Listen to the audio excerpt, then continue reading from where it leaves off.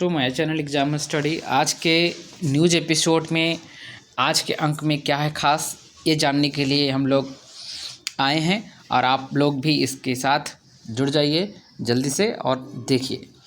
Newspaper analysis, editorial analysis जो है आज मैं बताऊंगा। ये जो शिक्षा विभाग की भर्ती जो है 46,000 रिक्तियाँ भेजी गई है पर सामान्य प्रशासन विभाग के द्वारा बीपीएससी को। अब बीपीएससी से यह वैकेंसी निकाली जाएगी। 46,000 शिक्षक की भर्ती है। देखते हैं कौन से क्लास के लिए कितने बच्चे रहे, कितने शिक्षक होंगे। 1 से 5वां तक के लिए 10,500 शिक्षक होंगे और 6ठा से लेके 8वां तक के लिए 9,500 शिक्षक की भर्ती होगी। 9वां से 10वां तक 12,000 शिक्षक की भर्ती होगी। 11वां से लेकर 12वां तक के लेके 13,000 शिक्षक की भर्ती होगी। हालांकि ये कहा जाए तो अब तक की है सबसे कम भर्ती है TRE 4। सबसे पहला भर्ती जो है सबसे बड़ा भर्ती था पहला भर्ती, जिसमें सभी लोग लगभग सिलेक्शन ले ही चुके थे।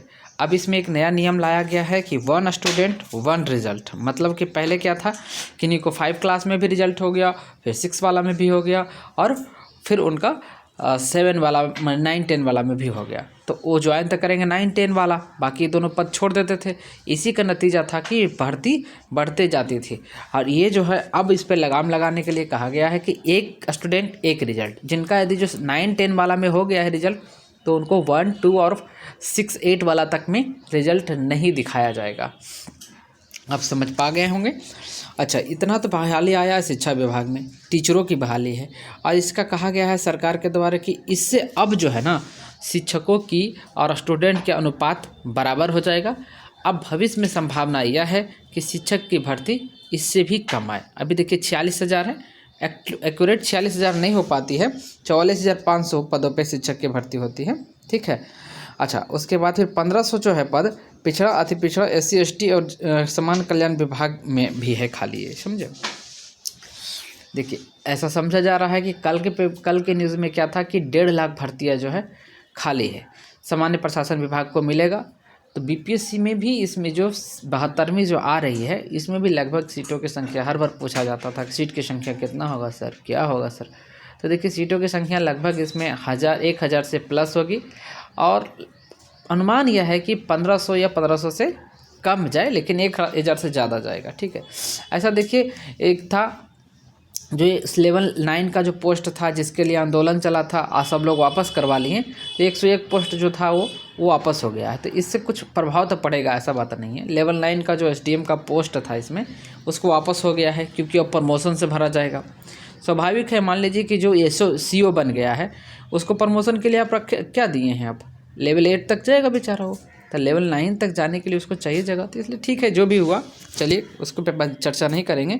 तो 46,000 रिक्तियाँ निकाल दी जा चुकी है बीपीएससी के द्वारा। और जो तैयारी करने वाले व्यक्ति, हाँ, ये फरवरी के मध्य में ही ये निकाल दिया जाएगा। ये जो है ना माह में जारी कर दिया जाएगा, कुछ ही माह में, 1 माह के अंदर अधिसूचना जारी कर दिया जाएगा। तो आप समझ लीजिए कि एग्ज़ाम भी बहुत जल्दी होता है इसका। तो AEDO और इसका AEDO के बाद ही होगा, इतना तो कंफर्म हो गया है। तो AEDO और इसका दोनों एक ही साथ बहाल हो गए, ठीक है। तो चलिए अब देखिए दूसरे न्यूज़ की तरफ चलते हैं। ये तो आज का न्यूज़ था। सेकेंड में क्या है कि राष्ट्रगान से पहले वंदे मातरम की 6 पंक्तियाँ गाना अनिवार्य कर दिया गया है। माननीय गृह मंत्री के द्वारा यह कहा गया है कि राष्ट्रगान तो सभी के जुबान पे आ चुका है, अब जो है धीरे धीरे राष्ट्रगीत भी सबके जुबान पे चढ़ने वाला है। देखिए जैसे कि आपको पता होगा कि बंकिम चंद्र चट्टोपाध्याय के द्वारा लिखा गया राष्ट्रगीत जो है वंदे मातरम, ये 6 पंक्तियाँ का है। ये स्कूल में यदि जो राष्ट्रगान के गायन किया जा रहा है उससे पहले इसको भी गायन किया जाएगा। तब बताइएगा कि अब इसमें है कि राष्ट्रगान और राष्ट्रगीत को कुल मिलाकर 3 मिनट 10 सेकेंड के समय से अधिक नहीं लगना चाहिए। ये मानक तय कर दिया गया है। ये राष्ट्र प्रेम के लिए, देश के प्रेम बढ़ाने के लिए इस तरह के मानक को तय किया गया है। तो बंकिम चंद्र चट्टोपाध्याय लिखे हैं, ठीक है, आप तो समझ गए। चलिए तीसरा न्यूज़ पे तीसरा में यह है कि जीविका दीदी जितना भी जीविका दीदी हैं उन्हें पहचान पत्र मिलेगा। संगठन से स्वयं समूह कार्य कर रहे हैं तो उनको पहचान पत्र के रूप में एक आई कार्ड बनाया जाएगा और सभी को वितरित किया जाएगा। ये मंत्री बोले हैं श्रवण कुमार, ठीक है। ग्रामीण विकास मंत्री कौन है, तो श्रवण कुमार है। और श्रवण कुमार ने इस तरह के बयान दिया है और कहे हैं कि अब मंत्री बुधवार को विधायक में रालोसपा के विधायक स्नेहलता के सवाल पर ये बात कही थी। स्नेहलता ने सवाल उठाई थी। अभी जान रहे सत्र चल रहा है, सत्र में बहुत सारे प्रश्न उठाए जाते हैं, उसका जवाब के लिए देते हैं। तो देखिए 112 पर निसंकोच डायल करके वो बुला सकती है पुलिस। ये तो सबको पता है कि सुरक्षा के लिए हमारे 112 है। लेकिन अब महिला को आई कार्ड जारी किया जाएगा। जो अध्यक्ष है, कोषाध्यक्ष है, ये सब है ना, सबके आई कार्ड रहेगा, उस पर अध्यक्ष बजाबते लिखा रहेगा।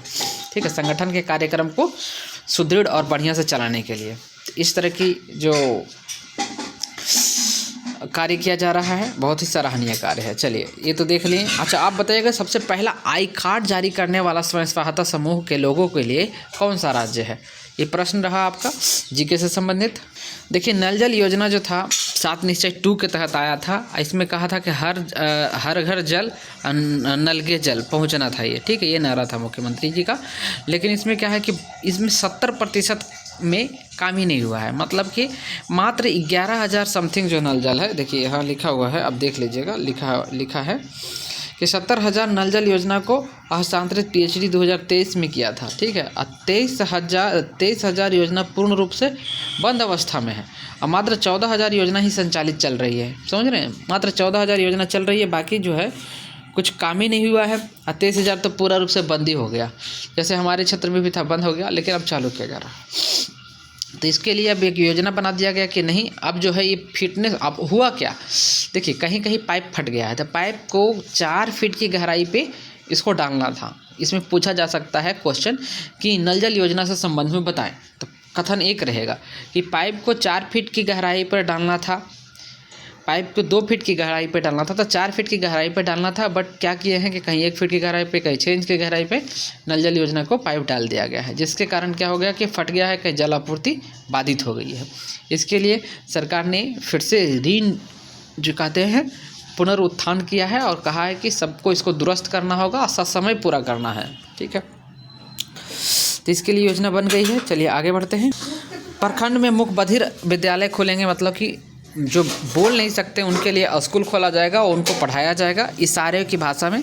ये एक प्रखंड में, सभी प्रखंड में खोलने की कवायदा चली है कि ये खोलना चाहिए बिहार सरकार का। तो ये बहुत ही अच्छी बात है कि जो बोल नहीं सकते हैं उसके लिए सामान्य स्कूल में पढ़ना थोड़ा मुश्किल हो जाता है, लेकिन ये मुख बधिर स्कूल होंगे तो ट्रेंड शिक्षक भी होंगे तो पढ़ा सकते हैं।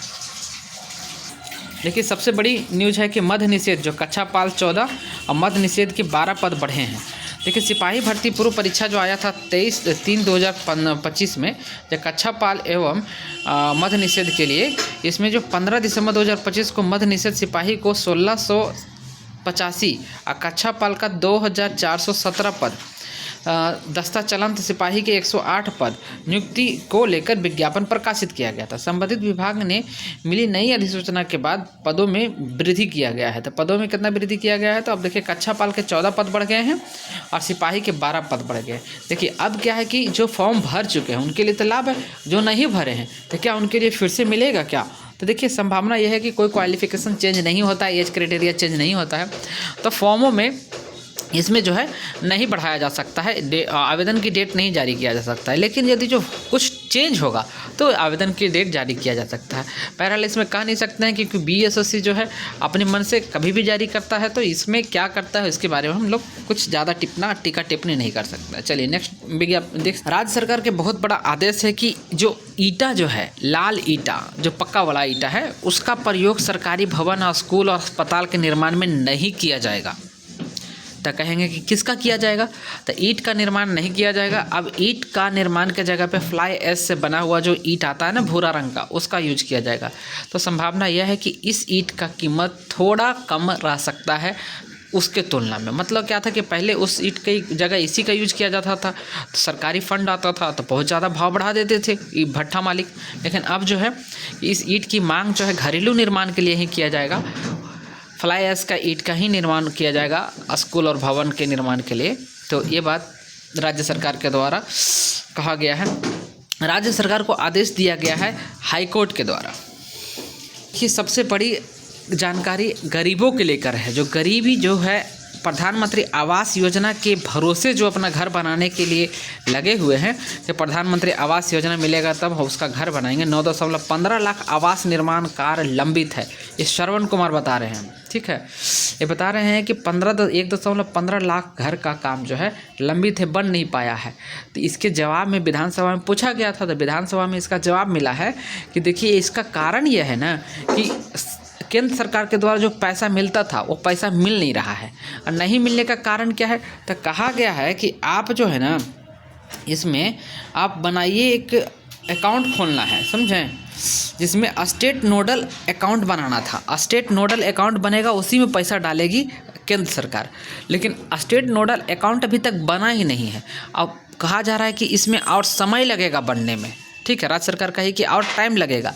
तो राज्य सरकार ने आग्रह किया है कि प्रभु आप जैसे पहले पैसा देते थे वैसा ही दे दीजिए, अगला बार जब बना लेंगे स्टेट नोडल अकाउंट तब उसमें डालिएगा, ठीक है। तो यह बात कहा गया है। अब देखिए पैसा कब तक मिल पाता है, केंद्र सरकार मानती है कि नहीं पैसा देने के लिए, उसके बाद फिर ये पैसा मिलेगा और निर्माण कार्य को पूरा किया जाएगा, समझें। अब देखिए इसमें कहा गया है कि इस बार जो है क्षेत्र में 24-25 के लिए 12,20,000 आवेदक आवास स्वीकृत किया गया था, समझे। मतलब 12,20,000 लोगों का आवास और बनाना है, ऐसा स्वीकार किया गया था। तो समझ गए, इसीलिए जो है ना अभी नहीं मिल पा रहा है किन्हीं को प्रधानमंत्री आवास योजना वाला पैसा। यदि जो किन्हीं को पैसा मिला है तो पुराने फंड वाला पैसा है। जैसे मान लीजिए कोई दूर दराज के प्रखंड है, वो अपना पैसा खर्चा नहीं कर पा रहा था तो उसने ही अपना पैसा खर्चा कर दिया है, ठीक है।